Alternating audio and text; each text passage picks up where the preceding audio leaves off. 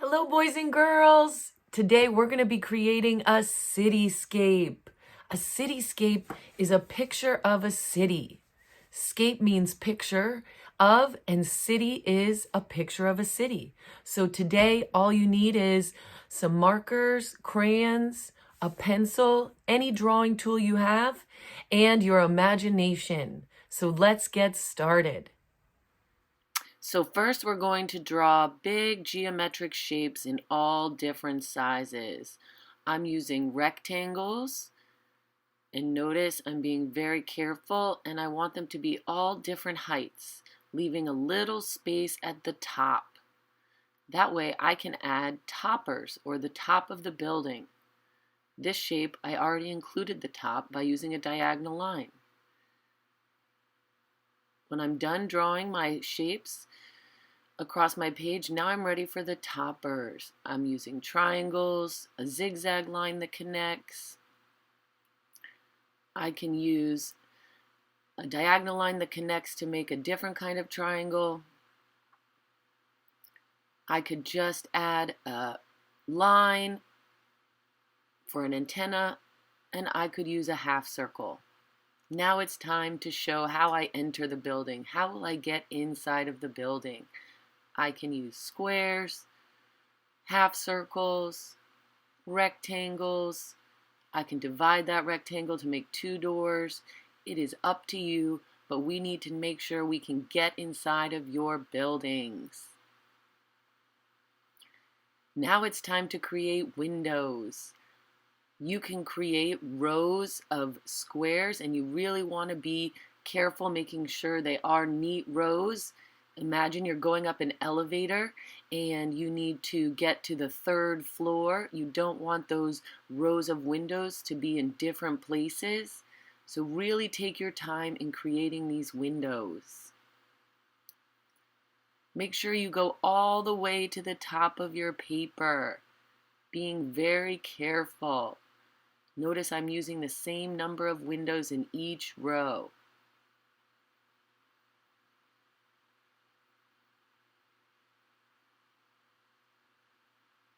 And now I have all the floors of my building. I could also use long rectangles to show windows. It is up to you what shapes you use. Just make sure you're being very neat and go from the bottom to the top of your buildings.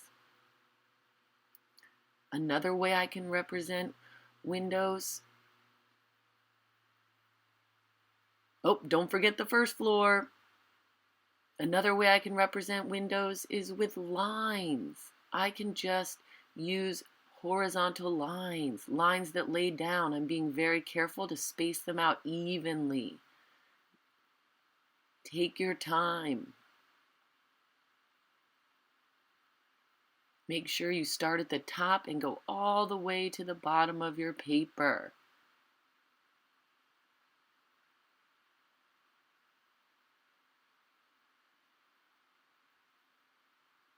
You could also use vertical lines. Vertical lines are a great way to represent windows in a building. Again, being very neat, spacing them out evenly. And now, of course, I can take those horizontal lines that I started at the top and going all the way to the bottom, being very careful not to get into the next buildings. I can take those horizontal lines and wait till you see what I'm going to do. If you haven't guessed, yes, I'm going to cross over them. So I'm combining horizontal and vertical lines. Again, being very careful to make them evenly spaced. Another thing I can do is use those half circles. I can use long half circles and combine them with squares, or I can elongate or make those half circles longer. We're creating patterns of windows on our buildings. So I'm going to repeat this pattern of squares and elongated half circles to represent my windows. and I'm going from the bottom to the top. You could go from the top to the bottom. That's up to you.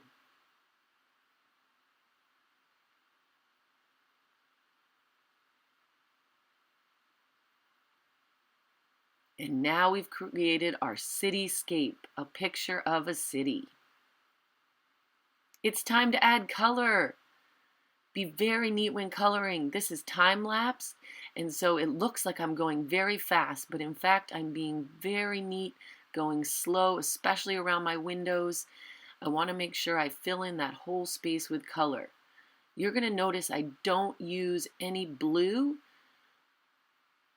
You can even combine colors. Notice I use brown and red. I'm not going to be using any blue in my buildings because I'm going to be using that for the background, for the sky.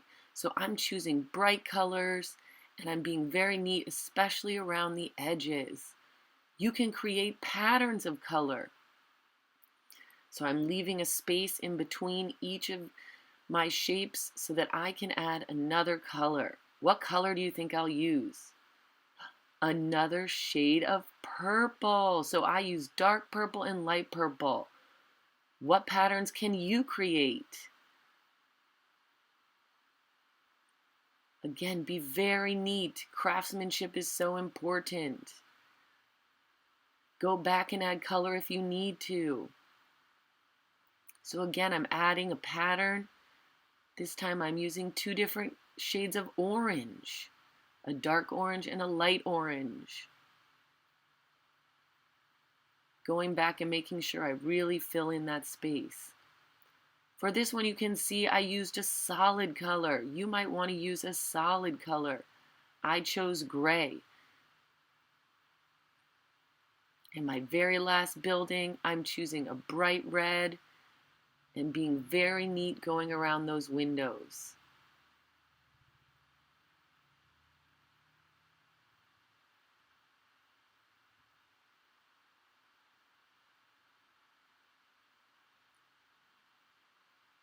And don't forget your toppers. Now it's time to add those windows. I chose yellow to show that the lights are on. The lights are on in each of my building's windows. There's a lot of people active in my building. Here I'm leaving spaces white, and I'm going to use a dark blue to show those lights are off. So you can decide what the people in your building are doing. The last step is to include the doors. What color will your doors be? Choose a color that's different from your building, so it really highlights that door. Ta-da! Now I'm ready for the background. I'm going to use a light blue, but before I do that, I decide, you know what? I want to make this a silly cityscape. I'm going to add a flying pig. What animal will you include that's taking over your city? Maybe a dragon, a dinosaur, an alien, spaceship. That's up to you. Make sure you color in your creature neatly, take your time, and then you're ready to add the time of day. I'm going to use a light blue to show that it's daytime. So first, I'm using curvy lines to show clouds, and that's the area I'm going to leave white.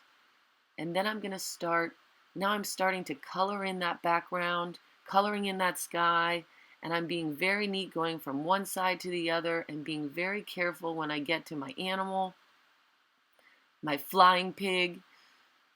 Make sure you're being careful when you're filling in your spaces. You can go fast in large areas, but slow down when you get to the edges or those cloud shapes that you might add. Now you might include a moon if it's nighttime. You might use a dark color. You might include stars or gray clouds. Maybe it's raining in your picture. Decide on the weather for your cityscape.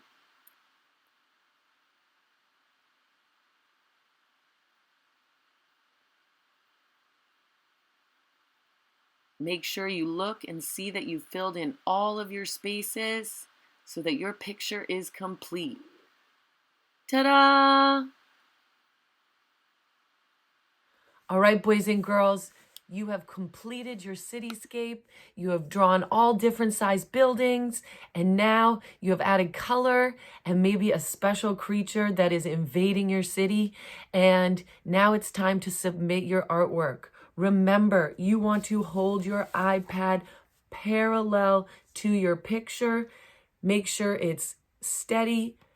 Tap on the center and click that picture. You're going to crop it so that it is only showing your artwork, and submit that onto Canvas. I can't wait to see all of your great artwork.